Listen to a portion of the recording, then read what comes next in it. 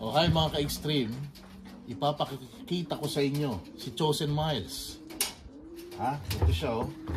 Siya yung nanalo ng almost 3 na champion. So, 2 champion at isang second place.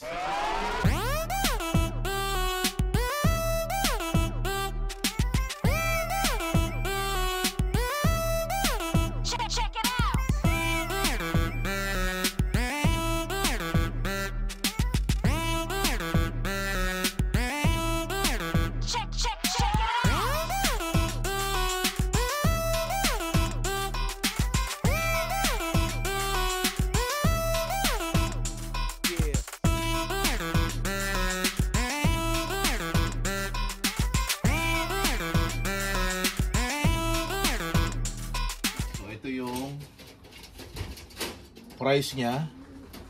First price siya sa 263 kilometers. Ayan.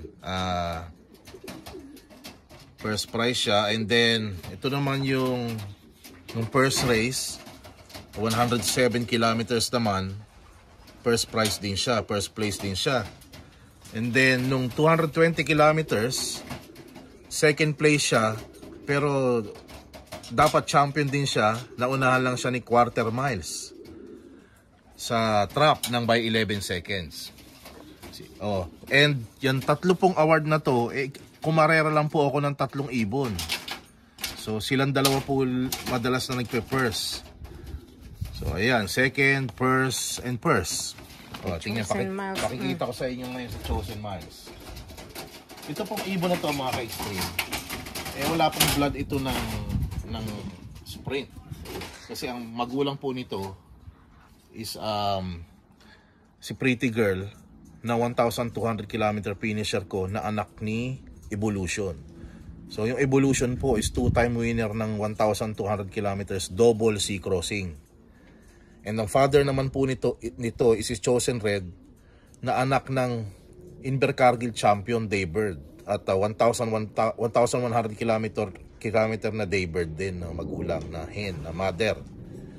So wala po, kaya ito po si Chosen naggulat na lang ako at biglang bumibilis.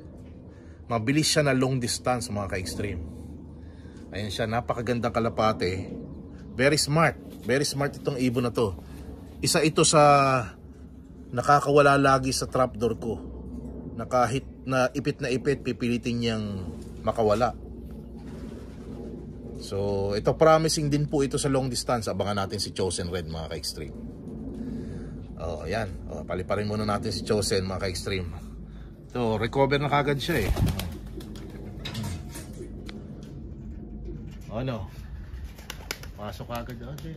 Tumonda na. Tumonda na kagad siya. Oh. And then, yun namang si quarter miles natin mga ka-extreme.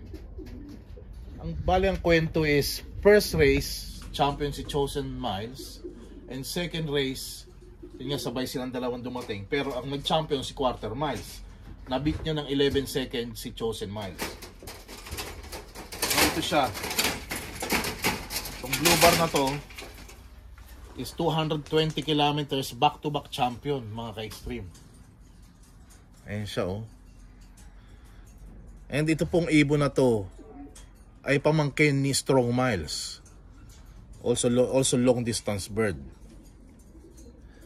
Ayan si quarter miles. Magaling na ibon to mga ka-extreme. Napaka-consistent. So galing na rin po to ng 750 kilometers last year. And 600 kilometers. Naka-uwi na rin siya last year. So ngayong second year niya, nagulat na lang ako biglang nagbilisan ng mga ibon na to. Siguro dahil na rin sa preparation natin at syempre sa ating ihi ng gorilla mga ka-extreme. Ihi ng gorilla, okay. Ang ating, yun lang naman ang ating sikreto mga ka-extreme. Wala nang iba.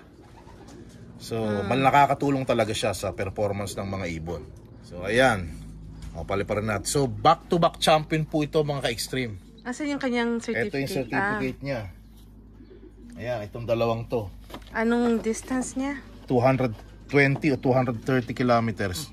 Back-to-back Ayan, po back-to-back champion yan, mga ka-extreme. Ang speed niya, tingnan nyo mga ka-extreme, 1,299 at saka 1,306.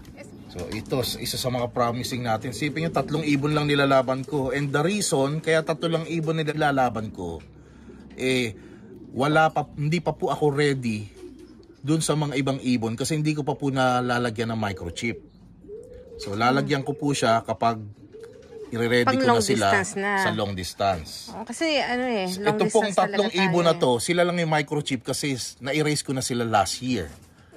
So, kaya silang 3 lang na ilalaban ko.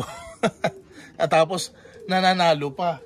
Nakakatuwa. Oo, first time ko na-experience yung mga ka-extreme. Kaya nakakatuwa. First po sila sa club. Mga long distance sa 4 na race, tayo po ang first place sa 4 na race na. Sunod-sunod, no? Sunod-sunod. So, nakakatuwa, di ba? Kaya ng pigeon racing. Yung excitement, di mo alam kung kailan kanila unpredictable talaga kung gugulatin kanila Kaya nakakatuwang sport talaga kasi sila mga long extreme. distance bird to sprint. Ayan po. Oh, yan. Sige, lipad ka na quarter miles. Oh, yan mga ka-extreme. Paano? 3 weeks tayong hindi magre-race. At mayroon lang tayo susuportahan na malapit sa aking puso at yan ang aking kapatid na si Ichi Altamirano. So magpapadrop po siya sa PBA. Suportahan po natin siya at pupunta po ako doon.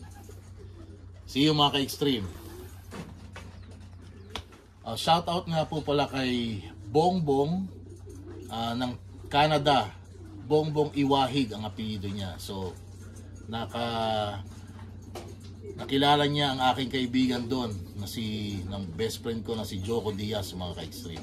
So shout out sa iyo Bong and all the best. And dyan sa mga kaibigan natin dyan sa Canada.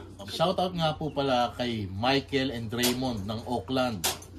Yung anak nila is kaibigan ng anak ko. So shout out sa iyo Michael and Raymond. Kamusta? So ayun nga pala mga ka-extreme. Shoutout na rin kay Reggie Cruz, kay Pau Salazar, ang aking mga kaibigan, si Rodel Salazar, si Ex Machina, si Jenkin Yu, at marami pang iba mga ka-extreme. Shoutout na sa lahat sa inyo at napakadami nyo. So, ayun. Kuya Rita Mayo. Si Noli Felipe. Magkikita kaya kayo? Pag may time, magkikita-kita tayo. Medyo busy lang siyempre pag sa first week. So ayun, sige maka-extreme. At 3 weeks akong mawawala sa racing. So time out muna tayo. At medyo challenging yung pagbalik ko para i-condition uli ang mga ibon. Kasi 3 weeks talagang bababa yung conditioning nila. So hahabulin uli natin sila para ma-ready at ma-prepare sa extreme distance for Invercargill race ng New Zealand.